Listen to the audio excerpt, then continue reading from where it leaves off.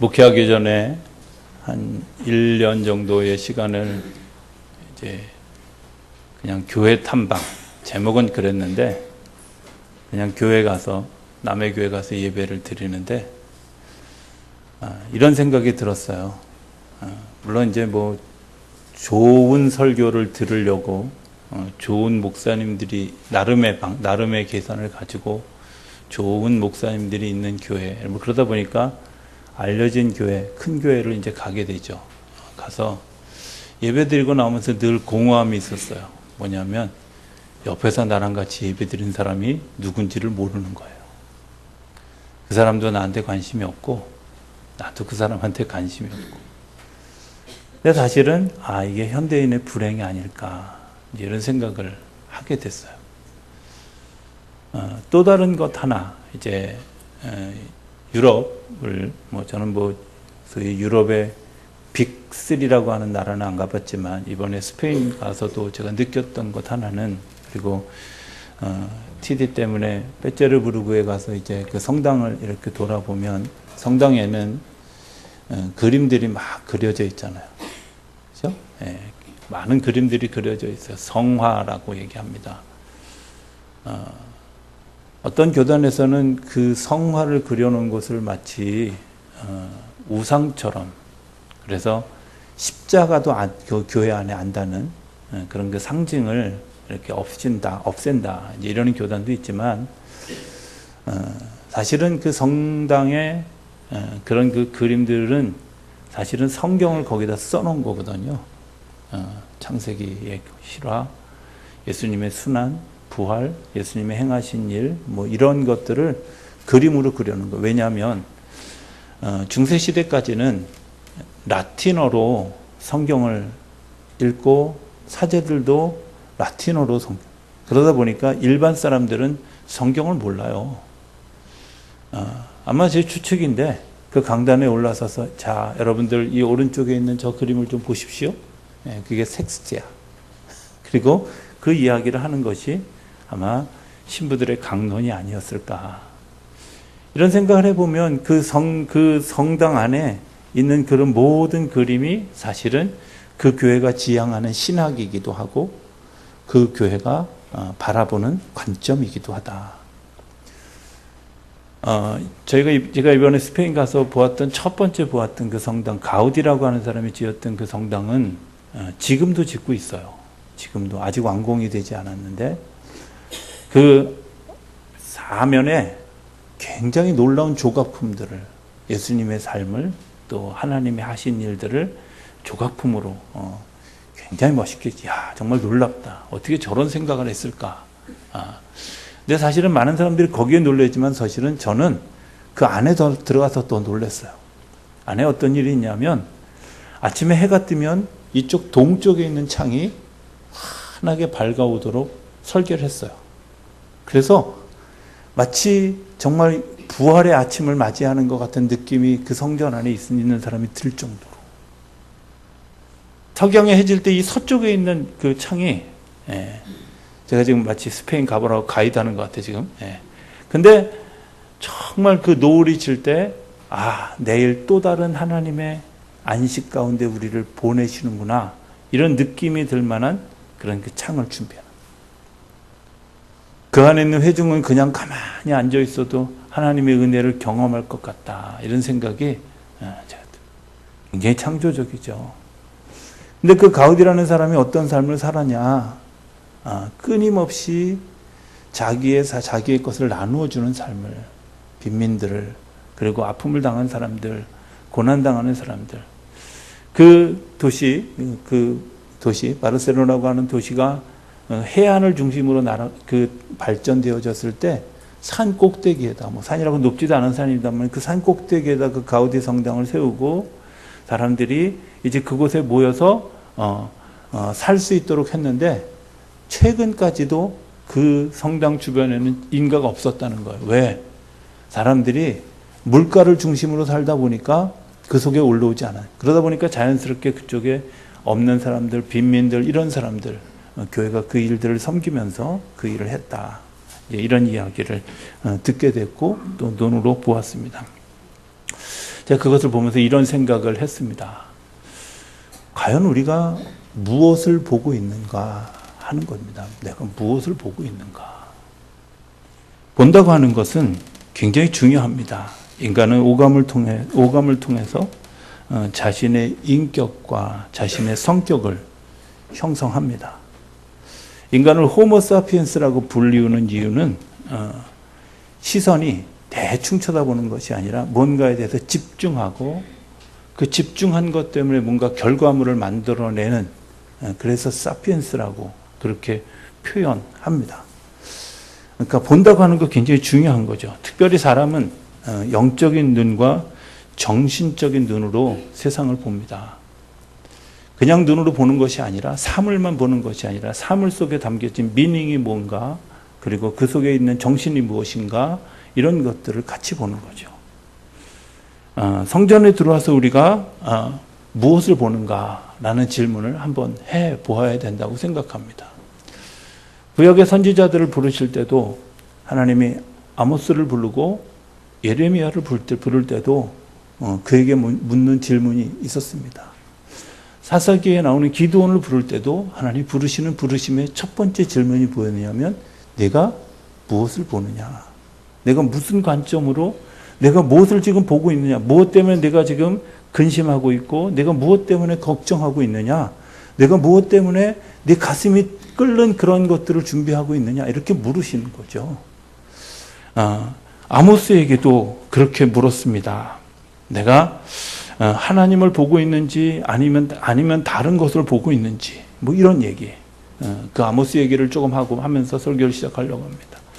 아모스는 우리가 잘 아는 것처럼 농부였습니다. 목축업하는 사람이었습니다. 그리고 그를 일터에서 부르셨습니다. 아모스가 살던 시대는 타락한 시대였습니다. 그리고 그 타락한 것 때문에 백성이 신음하고 있는, 아마 이스라엘의 역사상 미가 선지자와 아모스 선지자가 살던 그 때가 가장 부익부 빈익빈이 가장 심했던 때가 아니었을까, 이렇게 생각될 정도로 굉장히 심각한 경제 불균형이 있었습니다. 그리고 그 불균형 안에서 자기가 양을 팔러간 시장 안에서 거짓, 폭력, 고착화된 계급 간의 갈등, 뭐 이런 것들을 보았습니다. 그리고 종교와 결탁한 왕족, 귀족, 그리고 그것 때문에 고통당하는 백성들의 아픔을 보았습니다. 그리고 어떻게 그것을 대변할 수 있을지, 이런 거 고민하고 있을 때 하나님이 그를 일터에서 부르신, 목축업을 하는 곳에서 부르신 겁니다. 그런데 그 하나님 뭐라고 얘기하냐면, 한 번도 얼굴도 본 적이 없는 여로보암 2세와 그를 돕는 예언자들에게 가서 너희들이 저주를 받게 될 것이다, 심판을 받게 될 것이다 라고 경고하라는 겁니다. 사실은 누군가에게 싫은 이야기를 하는 것을 썩 좋아하지 않습니다. 아니, 아무도 하지 않으려고 합니다. 그래서 사람들은 그 뭔가 불편한 얘기를 뒤에서 합니다. 그리고 때로는 여론의 힘을 힘입어서 합니다. 그런데 예언자의 특징은 뭐냐? 눈앞에서, 그 사람 앞에서 아주 직언을 하는 겁니다. 그리고 때로는 그 예언자들에게는 여론이 등을 돌릴 때가 많이 있습니다. 왜? 남이 보지 못하는 앞의 이야기들을 보기 때문에 사람들이 이해할 수 없는, 사람들이 썩 받아들이기 어려운 그런 이야기들을 할 수밖에 없습니다. 그 시대의 문제가 뭐였을까?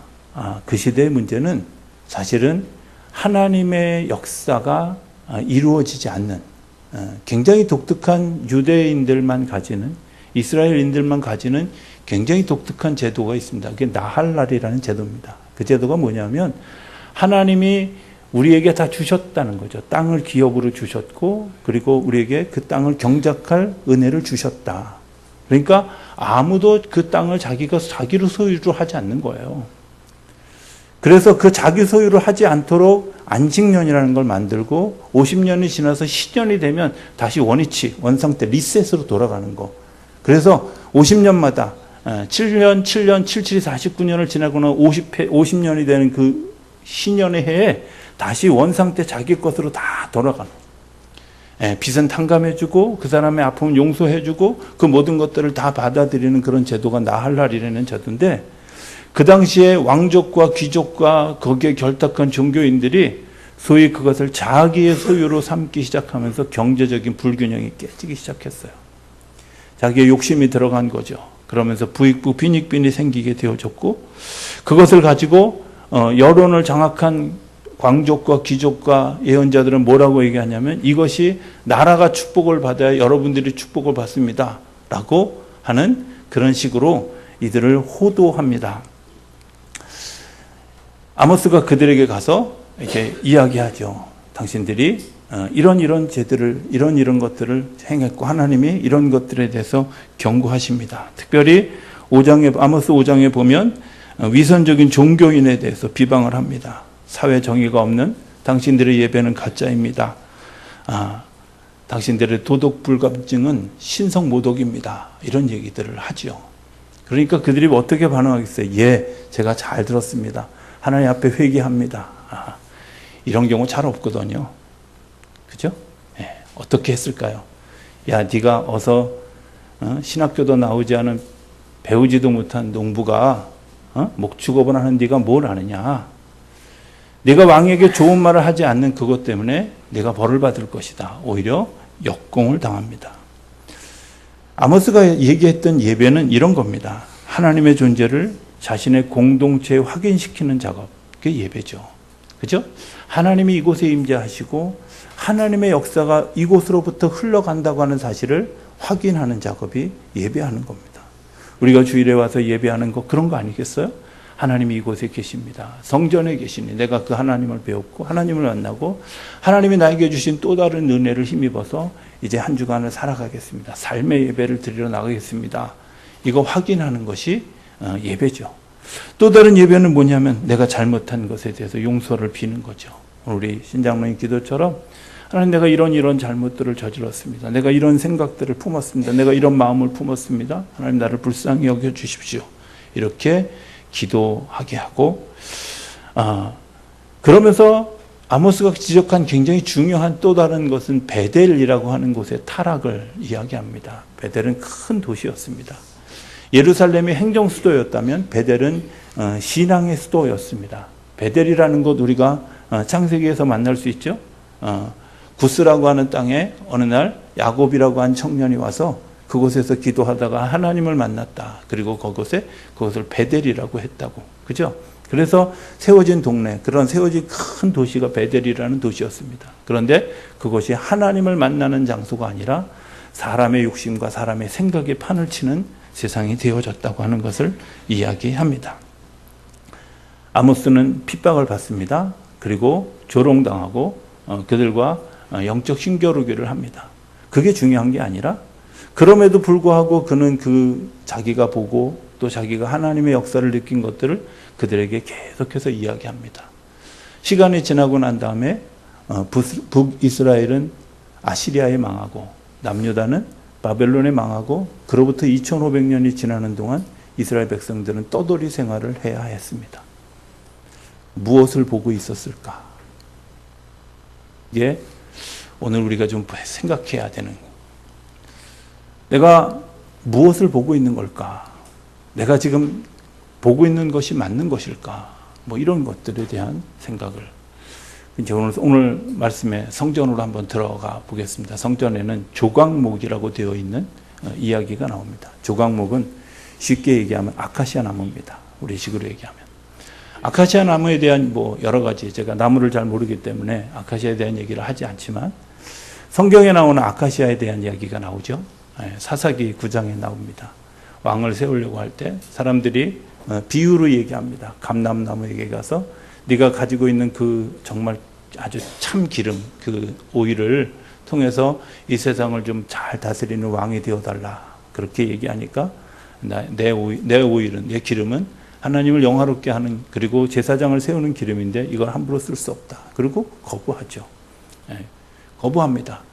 그러니까 또 다른 그런 사람들이 찾아갑니다. 뭐라고 찾아가요? 찾아가서 이렇게 얘기하죠. 무화과 나무에게 가서 네가 가진 그런 그 맛있는 열매 이런 것들을 가지고 좀 왕이 되어달라 이렇게 요청합니다. 그런데 그것에 대해서도 내가 가지고 있는 맛과 이런 일들은 하나님을 영화롭게 하고 사람을 영화롭게 하는 것들이지 내가 왕이 되어서는 안 된다라고 그것에 대해서 완곡히 거부합니다. 다시 포도나무를 찾아가죠. 포도나무 찾아가서 네가 사람들이 주는 그 기쁨을 가지고 왕을 좀 해라 이렇게 부탁했더니 내가 하나님과 사람에게 기쁨을 주는 이 일을 그렇게 사용할 수 없다고 자기 거부합니다. 여러분들 왕을 거부하는 말은 하나님을 왕으로 모셨기 때문에 그분의 하는 통치를 내가 따르겠다는 의미입니다. 그런데 가시나무가 그 아카시아 나무가 와서 이야기하죠. 뭐라고? 내가 왕이 되겠다. 그리고 그가 이제 왕이 되어졌을 때 자기를 거역하는 사람들을 찌르고 그리고 상처를 입히는 일들을 하게 되죠. 그 상처를 입히는 그 나무를 성전의 중심에 하나님이 두셨어요. 상처를 입히고 다른 사람들을 무너뜨리는 그 나무를 성전에 두셨다. 저 같으면 감람나무나 포도나무나 무화과 나무를 가져다가 그곳에 성전에 정말 귀한 자리에 세울 텐데 하나님은 그렇게 하지 않으시고 아카시아 나무를 그곳에 세우셨다는 거예요. 그리고 뿐만 아니라 그 위에 금으로 씌우고 금태를 둘러서 귀한 것으로 하나님이 여겨주셨다는 거예요. 저는 여기에 하나님의 은혜가 있다고 생각합니다. 사실은 하나님의 은혜는 대접받지 못할 나를 인정해 주시고 네가 그렇다라고 보아주신다는 거예요. 생각해 보면 참 허점도 많고 어리석음도 많고 어쩌면 물을 흐리는 미꾸라지처럼 정말 공동체를 흐트러 놓는 그런 나를 찌르고 상처 입히는 그런 나를 주님께서 거룩한 자리에 거룩하다고 인정해 주시고 우리에게 주셨다. 저는 그 하나님의 인정해 주시는 사랑이 어쩌면 우리에게 베푸는 가장 커다란 은혜라고 믿습니다. 저는 종종 이런 생각을 해봅니다. 자녀를 키우면서 가장 좋은 말이 뭘까? 나는 여전히 너를 사랑해. 나는 여전히 너를 믿어. 이거 아닐까? 이런 생각을 합니다. 하나님이 우리에게 이렇게 얘기합니다. I still love you. 내가 너를 사랑해. 여전히 사랑하고 있어. I still trust you. 내가 너를 여전히 신뢰하고 있어. 염려하지 마라. 사람은 자기의 허점이 보이고 자기의 부족함이 드러나면 좌절하고 넘어집니다. 그런데 그때마다 하나님은 우리에게 뭐라고 얘기하시냐면 나 너 믿어. 내가 여전히 너를 사랑하고 있어. 어쩌면 부모가 자녀에게 할 수 있는 가장 좋은 말이 뭘까? 그런 거 아니겠어요? 1858년에 뉴욕에서 한 아이가 태어났습니다. 소아마비로 태어났습니다. 시력도 약합니다. 천식도 있어서 생일잔치를 하는데 촛불조차도 제대로 끌 수 없는 그런 아이였습니다. 그의 아버지가 그에게 이렇게 얘기합니다. 네가 가진 장애는 장애도 아니다. 하나님을 믿으면 하나님이 함께 하시면 오히려 네가 가진 장애 때문에 사람들이 너를 주목하게 될 것이고 너는 신화와 같은 기적을 낳게 될 것이다. 난 널 믿는다. 아버지가 그에게 해준 이야기였습니다.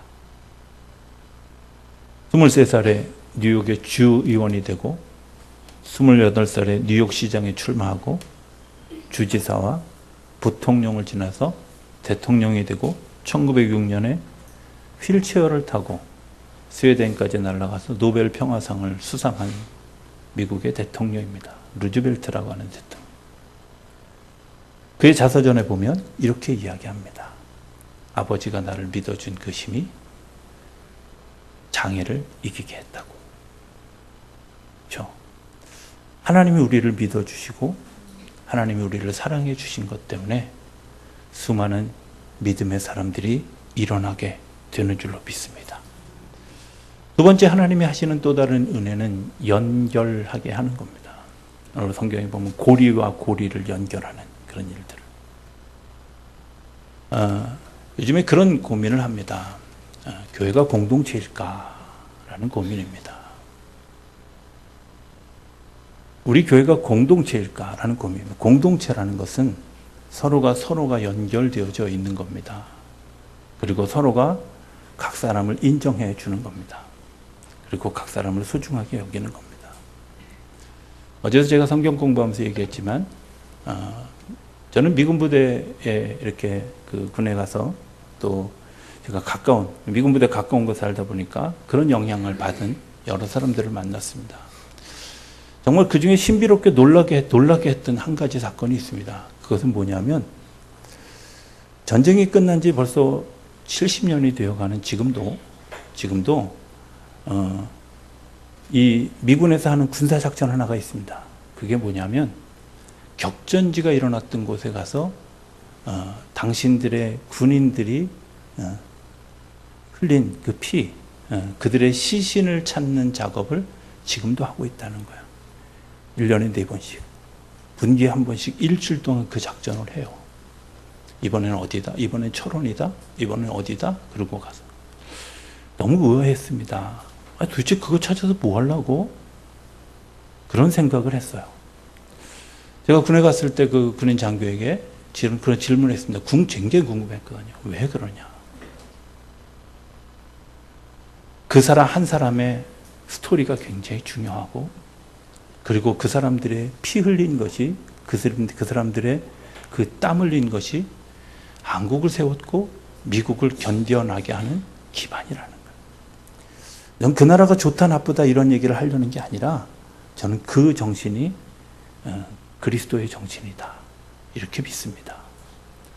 한 사람을 소중하게 여기는 겁니다. 예수님이 이 땅에 오신 것은 한 사람을 소중하게 여기는 겁니다. 요한복음 3장 16절에 이렇게 얘기합니다. 하나님이 세상을 이처럼 사랑하사 독생자를 주셨으니, 그리고 거기에 나오는 단어가 있습니다. 이는 저를 믿는 자마다. 여러분들, 이 믿는다는 말은 스토리가 있다는 겁니다.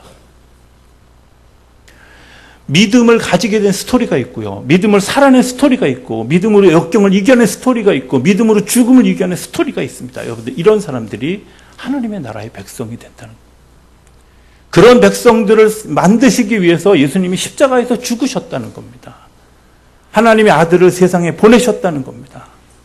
내가 믿음을 가지고 있는 스토리가 있는 것이 굉장히 중요하죠. 그 스토리가 있어야 나와 더불어 살아가는 내 이웃이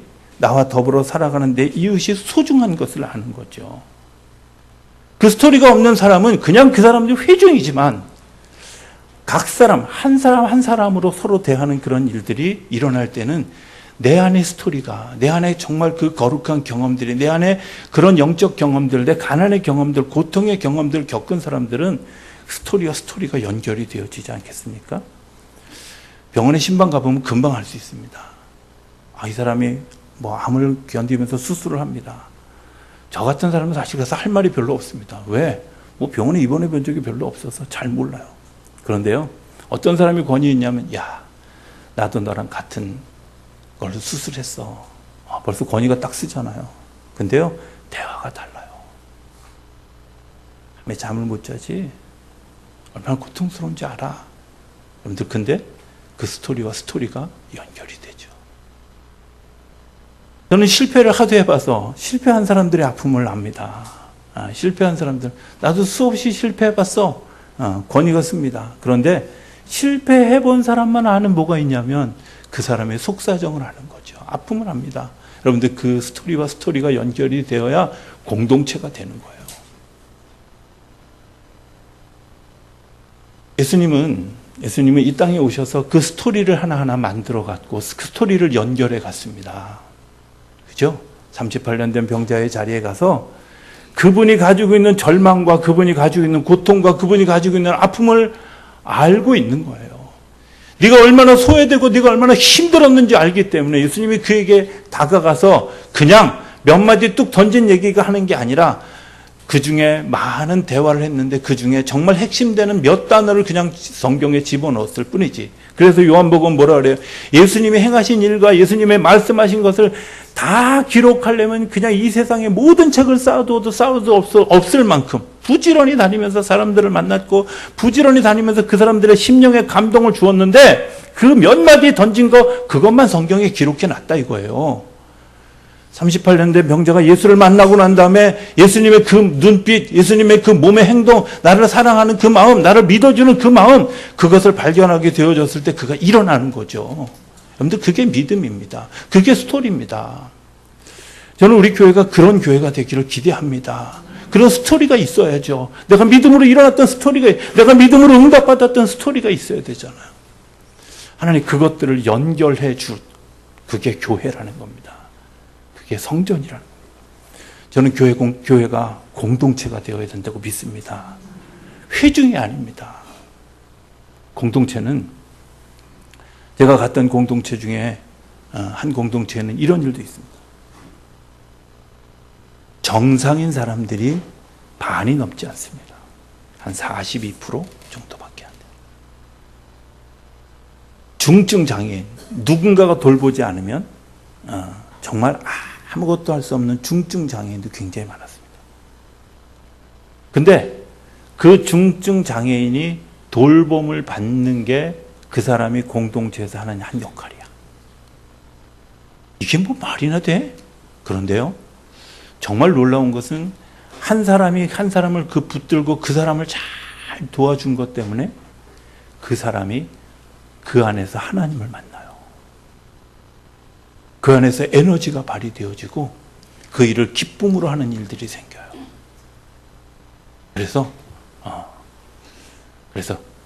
그들을 보살피는 사람들은 뭐라고 얘기해요? 그들이 천사라고. 나에게 감동을 주고 정말 그 밝은 눈을 가진 그들이 천사라고.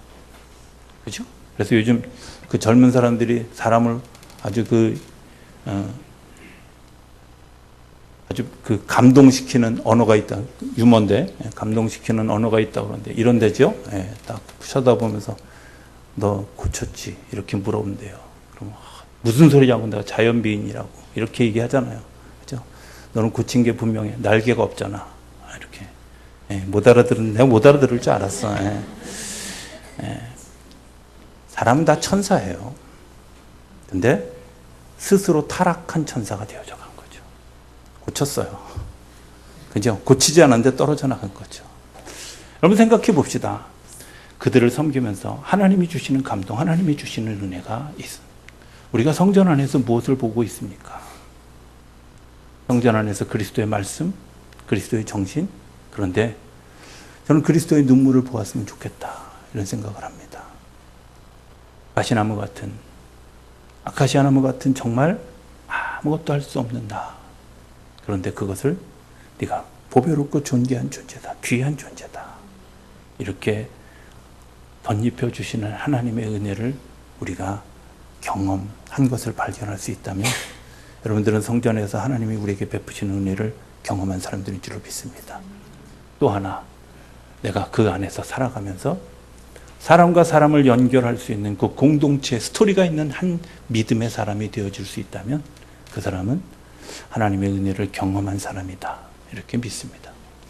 저는 그 스토리가 연결되어져서 비로소 교회 공동체가 세워진다고 믿습니다.